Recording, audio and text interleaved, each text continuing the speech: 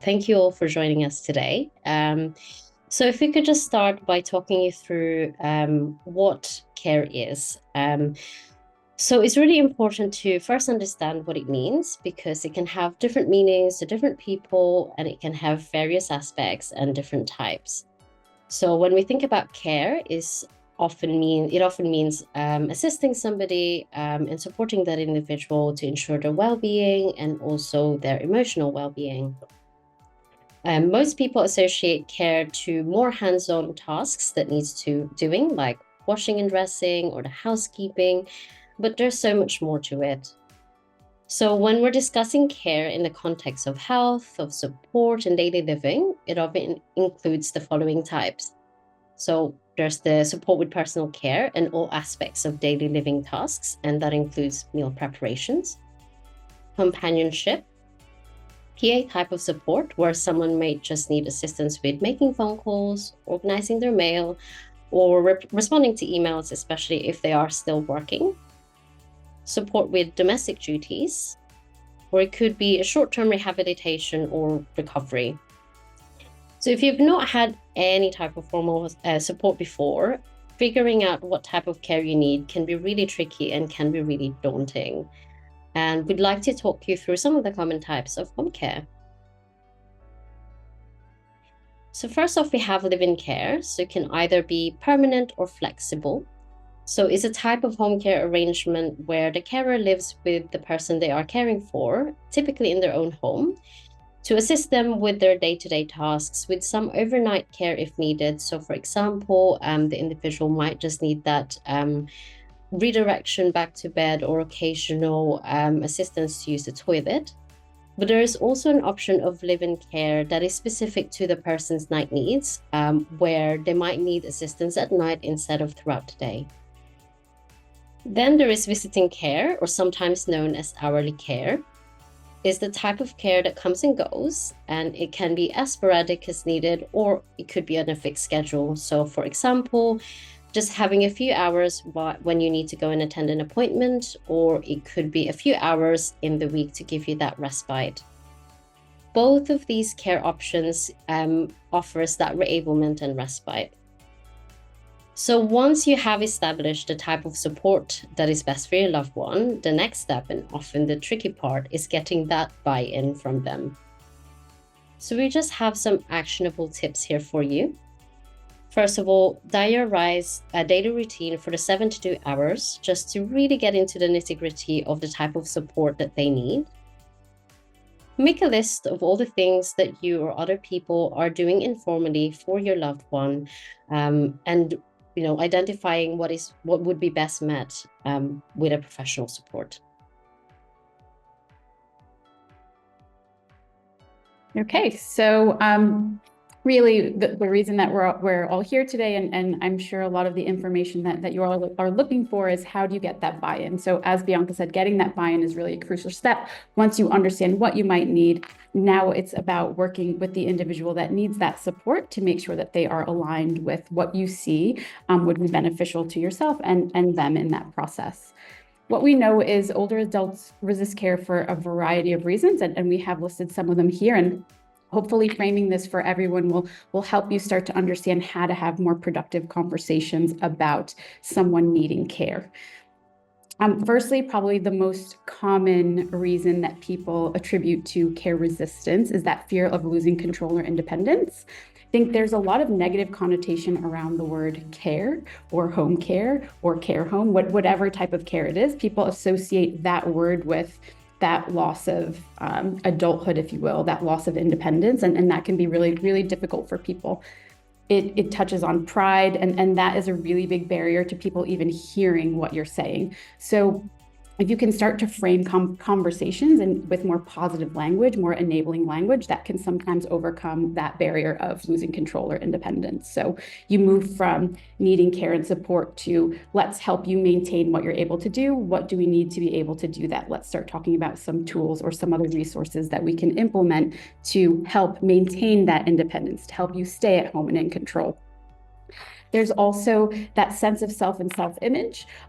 There's something that is called role theory that I won't get into the technicalities of, but it really is about, Bianca, I see you giggling at me. It's really about how the person sees themselves. So be it a spouse, a parent, an aunt, an uncle, a dear friend, how do they see themselves? Have they always been in control, a very professional person? Have they been the family caregiver? Have they been in charge of the family finances? What role have they played throughout their life? And how does needing care really fracture that sense of self-image? And how do we work with that to make sure that we're honoring who they are and their life story in a way that can have that productive conversation as well? There tends to be a lot of anger around the need for care. So oftentimes what we find is that unfortunately it comes to a crisis point where there's a precipitating event that spurs this conversation, be it a fall, the progression of a chronic illness, family dynamics changing. So there typically can be just a lot of anger around the root reason for needing that care that we have to recognize and work with in that dynamic as well. That sense of mistrust. So thinking about inviting a stranger into your home can be quite daunting. So that is another reason for a lot of that initial resistance that we see. And we will talk more deeply about building that trust and establishing that safety for the person who needs care so that is not as big of a barrier. There's often lack of insight or understanding. Now here we're talking more about people who may have a cognitive impairment or they're just lacking that bit of insight to really understand the consequences of not receiving care. And there are various tools that we will give you in a bit along the presentation about how to work with individuals who maybe just lack that insight. And as Bianca alluded to before, one tip would be really diarizing the day and pinpointing very specifically the areas of support required.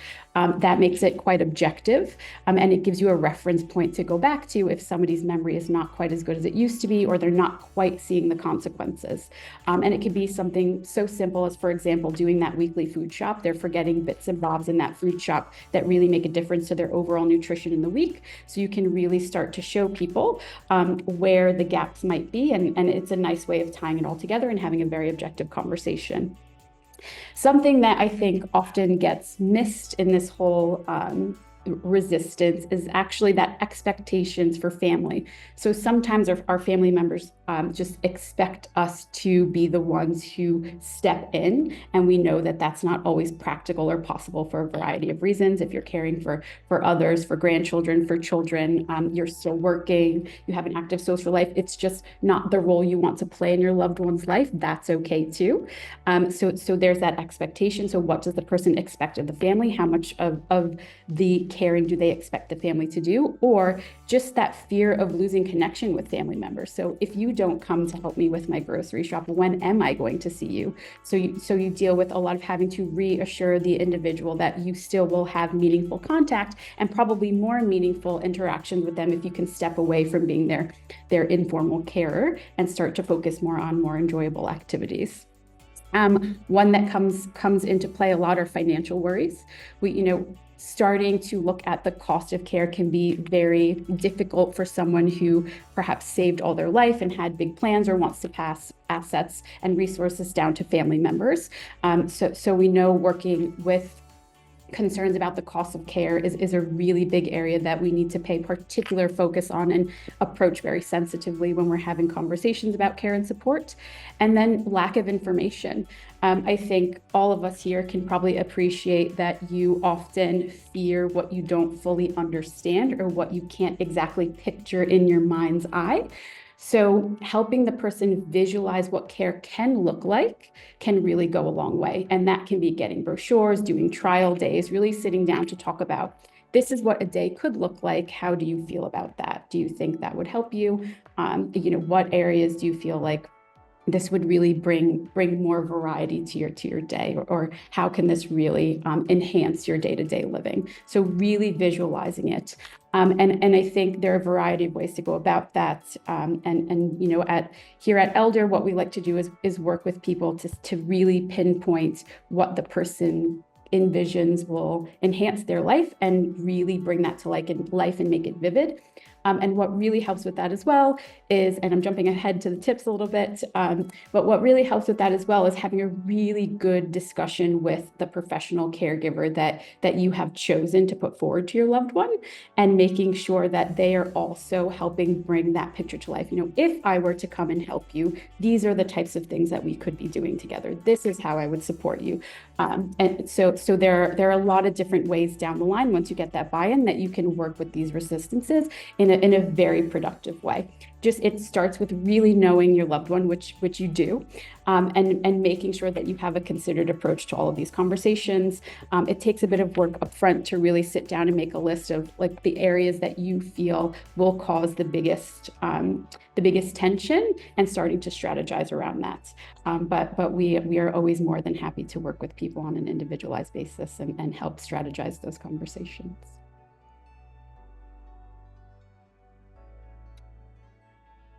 Okay, so how and when you broach that subject of care is absolutely crucial. I think, it's really easy to get wrapped up in that fear that the person is just going to shut down the conversation. And then there's so many things that you can do to keep that door open, or to open that door a little bit. Just get a crack in so you can start to have that conversation. I think it starts with no adult wants to feel that they're being told what to do. So the way you approach the conversation is very important. And I would say the first thing to think about is the environments. You want to minimize distractions, focus on privacy, and have that in a familiar place where the person can really just let their guard down and be themselves. In terms of minimizing distractions, I think it may be generational, but for myself, I have to remind myself sometimes to leave the phone in a different room, and make sure that I'm completely present and focused in that moment, or to have that conversation. Sometimes it takes an objective third party. So if it is a parent, or if it is a spouse, perhaps your loved one feels that you're not exactly being objective because you have other motivations. So it at times takes thinking about, is there another respective person that is a bit more objective? Is it a GP, a religious leader, somebody else in the community, somebody else that has been an advisor to this person that can really sit down and help you facilitate and almost moderate that conversation? And I think Bianca and I, in past lives, we have been care managers out in the community, and a lot of our work with families had been getting everyone aligned and on board, and really giving that professional input, that objective professional input, which we have seen go a long way. So we can both attest to that, for as Mark said, about 30 years of career here. Along with that is yes, an objective third party, and involving the right people is a good thing, but you want to avoid the person feeling ambushed. And here I would say, when you feel ambushed and you feel your back's against the wall, it's really simple. You go into flight or fight, a bit of a tongue twister, and you're not going to receive information, right? Your brain is just going to be in survival mode, and you're not going to be able to objectively assess what's happening and really participate. So while involving other people is a good thing, doing it in a way that's not an intervention and a surprise is going to be really important. Moving on to who the person is, you absolutely know your loved one best, right? And so what is best for that person? Is it a casual conversation? Do you just need to be sitting in front of the television or having your tea and casually start to bring this up? Or would they appreciate a more scheduled and structured conversation where they feel that they can be prepared with their own questions and concerns and input? And then really using opportune times to kind of weave that in. So what I have found through my career is that families who use, for example, a holiday book, a work trip, or some event to say, hey, in a few months, this is going to happen. How are we going to approach this? What should we do? And really segue the conversation of care in using something more natural. And in that vein, it's about piggybacking on those more natural conversations. Like, are you doing a future planning about advanced directives or lasting power of attorney? How can you tie it together in a way that care doesn't become this big, scary thing, that it's part of this process, and we need to address these items, and just really make it a very natural, unthreatening conversation? What I think, Bianca and I had a lot of discussion around, what we wanted to communicate today, and something that we discussed is we often tell our loved ones, like, we harp so much on what we see and what we feel. I don't think you're coping. I see that the dishes are not getting done. I see this, I see that. And we kind of miss oftentimes what they see. How do they feel? What are areas in their life that they would like to see improvements? For me, maybe the tidiness of the house and, the laundry is very important because I'm used to my loved one being extremely tidy in their home. But to them, actually, it's getting out and about. And so it's just making sure to focus the discussion on what's going to get that buy-in and what's most meaningful for them. And the way to do that is to really get into how do they see themselves? How do they see what their needs are? And starting from there. So you always start with where they are, and then weave, what your observations are into that picture as well. I talked a bit about care having very negative connotation.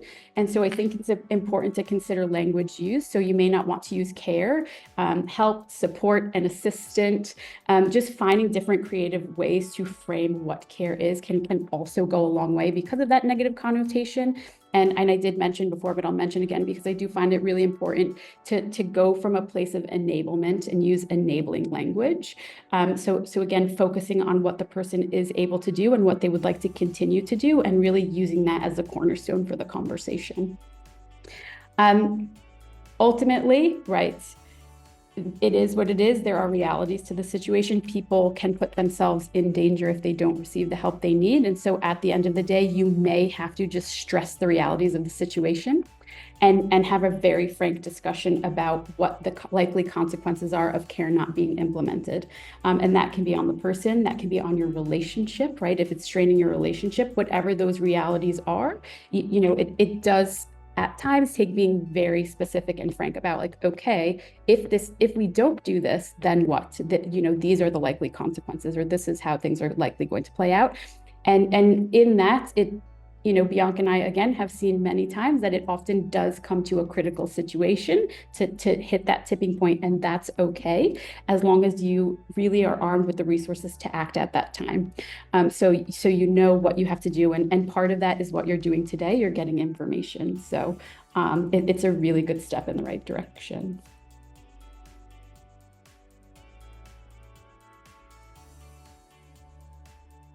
Excuse me. So, home care as an enabler.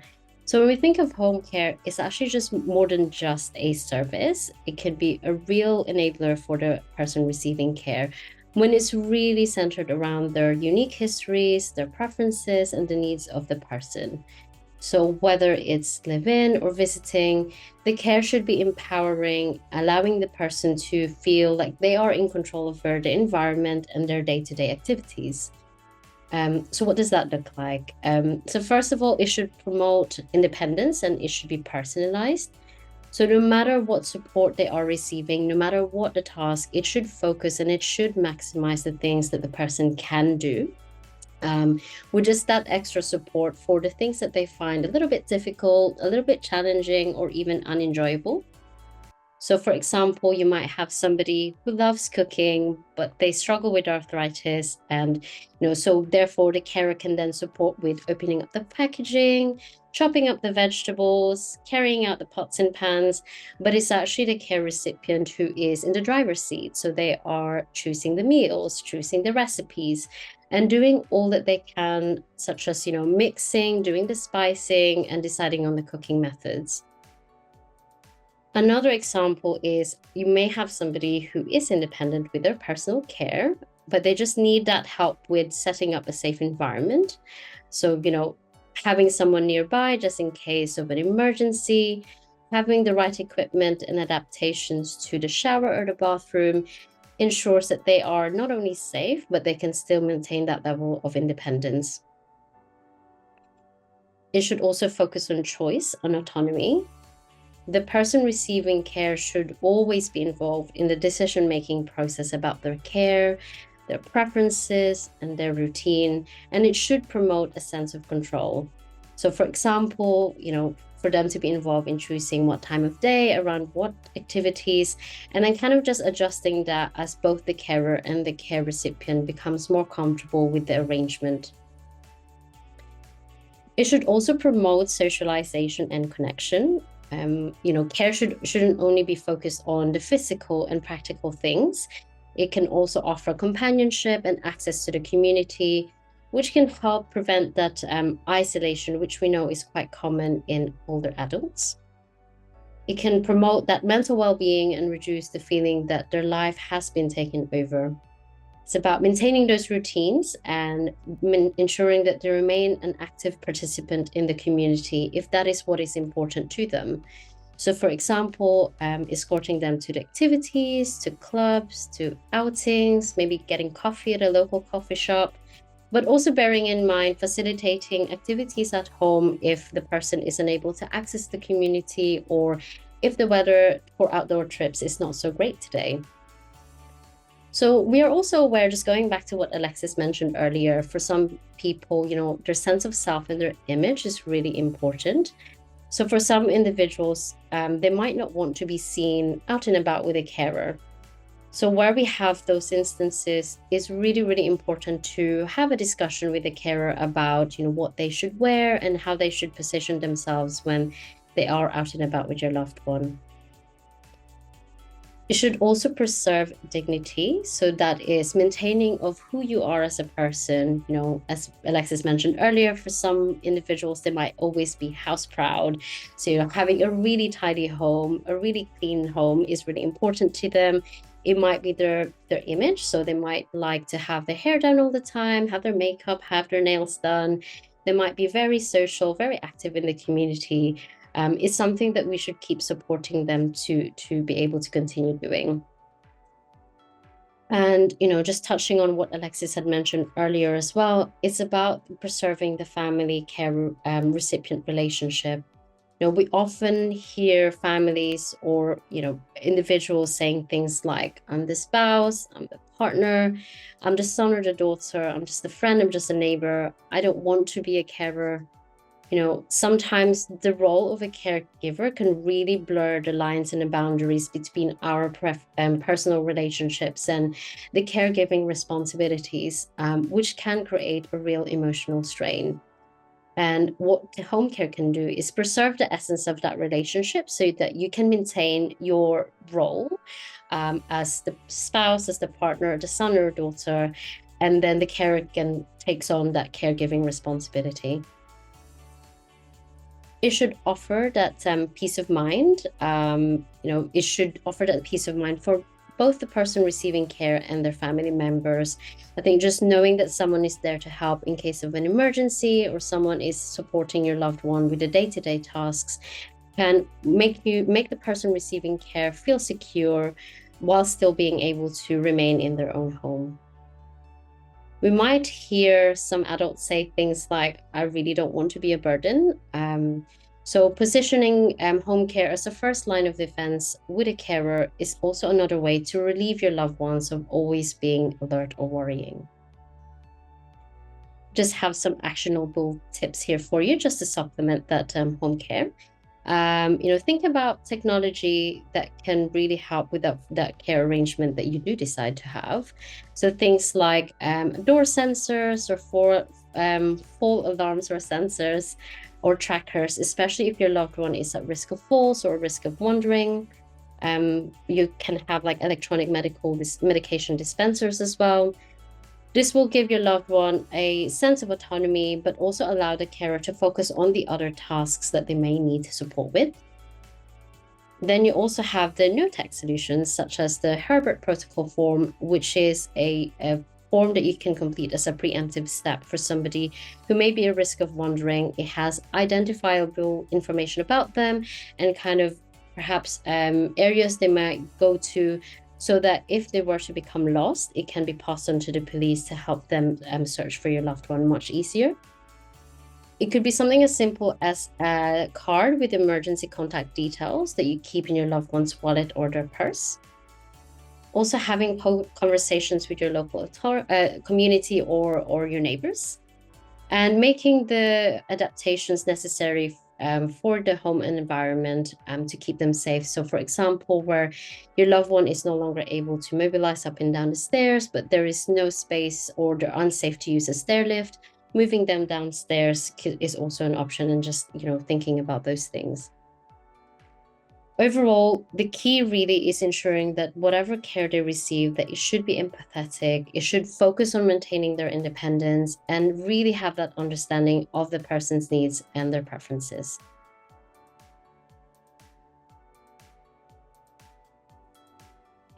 Thank you, Bianca. So before we talked about one of the reasons for resistance being that somebody really just doesn't trust someone new coming into their home.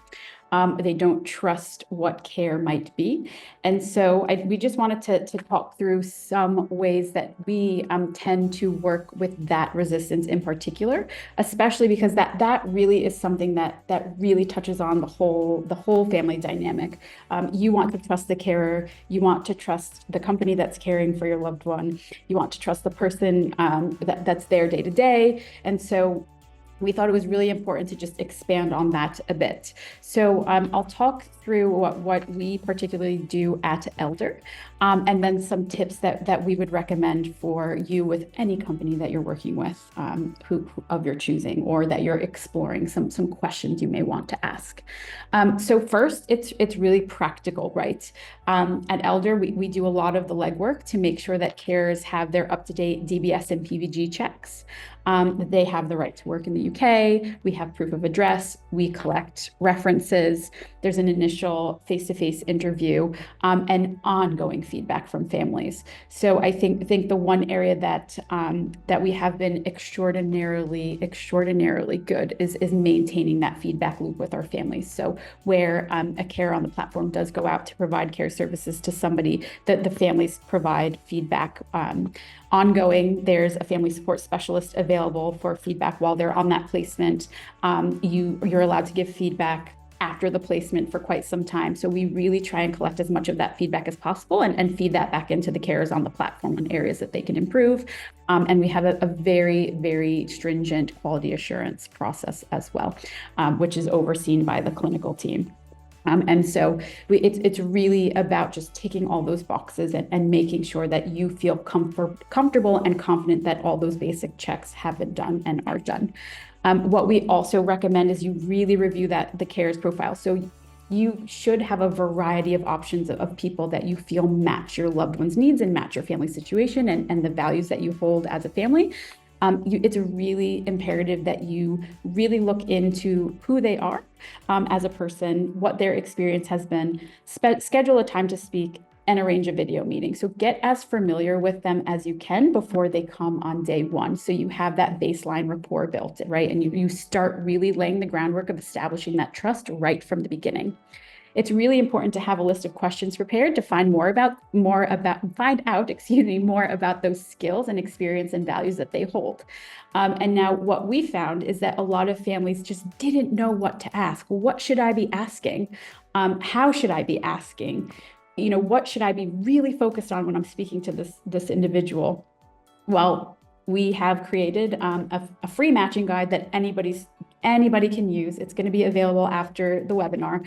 I really encourage you to look into that, and it really helps prepare for those introductions, for those conversations, so that you can make sure that everyone's aligned and that it's going to be a safe and enjoyable match, right? That this person coming in, as I said, matches not only the skills and experience that you need them to have, but that those values that can help bridge those more psychological needs and work with the resistances that aren't really necessarily about those more formal care tasks like helping someone bathe or wash, but it really gets into the heart of who somebody is, and this person can form a connection with your family and your loved one, and that will be highlighted later in the story that we want to highlight to everyone. It's really not only about those more practical things that get done, it's about the softer side of care as well that really makes a big difference in getting that buy-in and maintaining that buy-in and helping this situation work.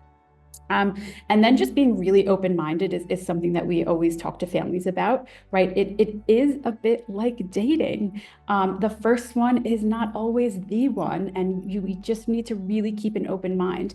have clear and open communication with somebody to give them feedback on how to improve, but don't be afraid to try somebody else and try again. People are not perfect. People are people. They may not necessarily do things for your loved one in the exact same way that you do them, and that can be okay too.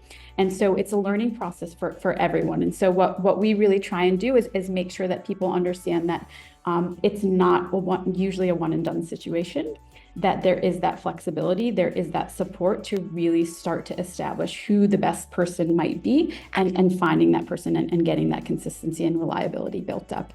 But I would say being really open with your loved one about that is really important too, and saying, hey, this is the person, we think they're going to be great, but if they're not, let's go back to the drawing board and let's do that together. And involving them in that process early and transparently is also going to help with that resistance, helping them feel that sense of control in the process, that they will have a say in who's invited into their home and who's going to be assisting them.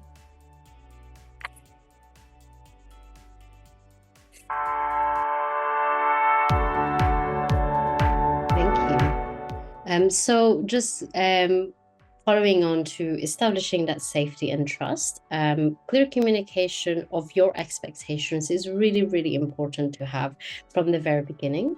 So here at Elder, we do have that care profile. So it is a tool, or if you think of it as a piece of a puzzle that has all the person-specific information about your loved one's needs, their past histories, their preferences, their routines, and any other medical conditions. And it should always include any cultural or their personal beliefs. This makes sure that your loved one's care is really tailored to their own unique needs and preferences. And in terms of the care profile, it will also help the carer feel empowered on how to best meet your loved one's needs. Should also have discussions about the clear boundaries and personal preferences of how your loved one would like to be supported. So for example, what tasks would they need support with? Do they want someone to just be nearby while they do certain things? In terms of privacy, would they like somebody to sit with them throughout the day? Or would they like to have parts of the day where they are left alone and they would just call the carer if they were to need anything? Having that open dialogue is really, really important. Working closely together with both your loved one and the carer, just having frequent conversation to make sure that everything is aligned so that you have the opportunity to address anything, if you have any concerns or any challenges at the early stages, and you can troubleshoot as needed. So here at Elder, we do have an in-product chat function, or you can choose to exchange numbers or communicate via WhatsApp, whichever one you would like to choose. Thank you. So I think where you have the luxury of time, it's always a good idea to try and start to introduce that caregiver gradually. So utilizing a trial period, nothing is really firmly set in stone, like forever and ever and ever. And I think that's something that's really important to stress to your loved one as well. You're not signing your life away here. Let's just give it a try, and maybe agree with your loved one on a set time period that they will be open-minded about it. Is it a week? Is it 2 weeks? Is it a month? Is it 2 months? But decide that together. And introduce that over time as well can be a tool that you can use. So it can be, it doesn't have to be, this person is moving in for the next month. It could be every other week they're going to be here for the week, and let's see how we go. Or you start with visiting care to really gradually introduce the idea of care. What's really important is that smooth transition where you can do to allow both parties to establish that rapport and really to start to build that trust up over time. And again, just to really reiterate, the first person that comes may not be the ultimate person. Many times it is, sometimes it isn't. So it's just about giving that feedback and making sure while you're giving someone a fair chance, you're also not letting things fester too long, right? And you're engaging your loved one in that process and getting their feedback regularly on how they think things are going. And you may have differing opinions, and that's okay, but hearing somebody out and letting them voice their concerns will go a long way in working with that resistance, because we do want to feel heard.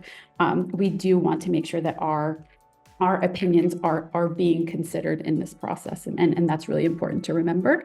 The other thing I will say about this is that when you are in an emergency situation, and I appreciate it comes to that, often like you're in this emergency situation, it's a hospital discharge, somebody had a fall, you realize they're not taking their medication. Oh my gosh, I didn't know it was this bad. That happens. And again, what you really need to focus on with your loved one is like, we need this now. We needed this yesterday.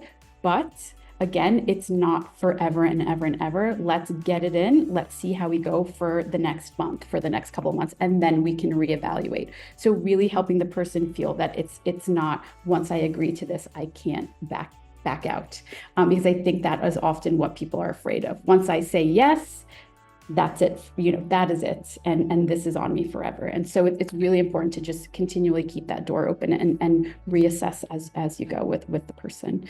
But yes, and we're obviously going to take questions after. I hope we have a few, but thank you. Thank you.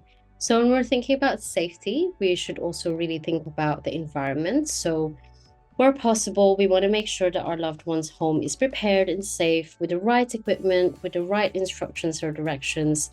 And that would involve organizing appropriate assessments, like with occupational therapists for their mobility, physiotherapists, or speech and language therapists if they have swallowing difficulties, admiral nurses if there are behaviors that challenge. And it's actually just support that with the admiral nurses, it's actually support not just for the individual, but also for you as a carer or as a family member. And dietitians also. Appreciate that, of course, not all of them would apply all at the same time. It might be that these are assessments that you might need to organize as things change and as things go along. It's really important to establish an emergency plan with the carer, talking about procedures for any medical emergencies or any falls or if there are any accidents, and make sure that the carer has all the information that they need about your loved one, such as their medical histories, their medication, and any professionals who are involved in their care, and that they have all of those contact details to hand. It might be, it would be a good idea to have them quite accessible, so perhaps putting it on the fridge. And then, hang on. Sorry. Yeah, so here at Elder, we do have what we call the care logs, which just allows the carers to, just record everything that they have done for the day as well. And also a reporting tool, which again, it just allows for them to raise any incidents or concerns, such as a fall or a sudden change in their loved one's health. And this goes directly to the primary account holder.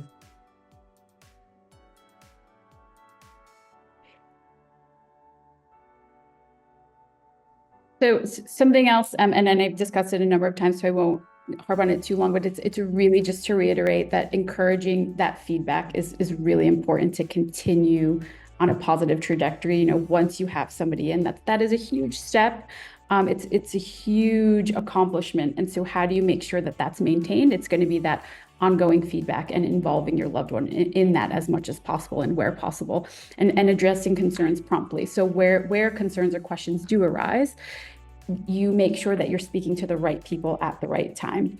I already mentioned at Elder, for us, any concerns are escalated to the clinical team for review and support. So the clinical team is responsible not only for quality assurance and helping families navigate maybe more difficult situations with carers that are there, but also any safeguarding issues that people want to speak to as well.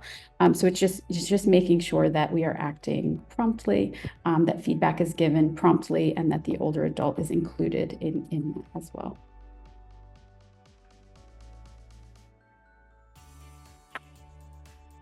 I think this is the one that I just mentioned earlier. My apologies. So this one is really, once again, just making sure that you are organizing the appropriate assessments as needed to make sure that your loved one's home is prepared and that they have the right equipment in place for them to ensure a safe care delivery in their own home. And when you're, yep. Having consistent carers or a consistent team of carers really helps to build that relationship and rapport over time. It shows that the carer is committed to their duties and really respects your loved one's routine. It is common to see that testing period between the carer and the person receiving care, where they're both just really adjusting to each other, to the routines, and seeing whether or not they are the best fit, and while they really just establish that sense of comfort and trust.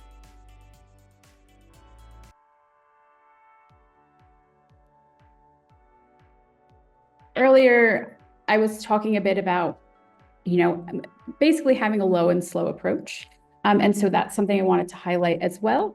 If you kind of expect somebody to just come into the home and start giving your loved one a wash, doing those more intimate care activities, that can be pretty tough to adjust to. So what I recommend for people who are really resistant is to start gradually and have the carer who's there do more enjoyable activities, right? Focus on that relationship building first, focus on those more enjoyable, low touch activities first, and start to build up that trust before they start doing other more intimate care activities like giving the wash. And that can really go a long way in actually helping your loved one overcome that resistance because they become more comfortable with somebody. I think if we put ourselves in their shoes, that would be quite difficult to just jump into, especially if it's their first time receiving care of any kind. That includes somebody who's maybe received care in a hospital. I think transitioning home can be quite different because the hospital setting is quite clinical. So it may be more normal to have somebody help you with those more intimate tasks in the hospital. But then when you get home, it's much more difficult to accept. So having that low and slow approach and really bridging that relationship first, focusing on the relationship building first can go a long way. That's not to say that they shouldn't be encouraging the person to accept that assistance, because yes, there are practicalities of that those hygiene needs need to be met, the medication needs to be taken, but there's perhaps more of an art than a science in the way that you introduce that and how you go about it. And I think this is also really critical when you do have the luxury of time and you are having these discussions ahead of a crisis point. You can emphasize that to your loved one, right? I would like you to be more involved and to start to establish a relationship with somebody before you need more. And this is one way that we can do that. We can introduce somebody now while maybe your care needs are not so high, and you can really establish a relationship with that person. So it's not so difficult when you do need more care in the future. Again, it's always a give and take, so we have to manage our expectations. Sometimes we don't have that luxury of time, and that is the reality. We just have to work with what we have at that time. But I think keeping your expectations realistic while focusing on what really matters to your loved one will go a long way. For somebody, it might be their hygiene that is the most important thing for them, and they don't care about anything else. For somebody else, it may be going to their regular community activities or going to visit loved ones. So really starting with where the person is that's going to be receiving the support and what they see as the most important things to be done or to be enabled on will go a long way.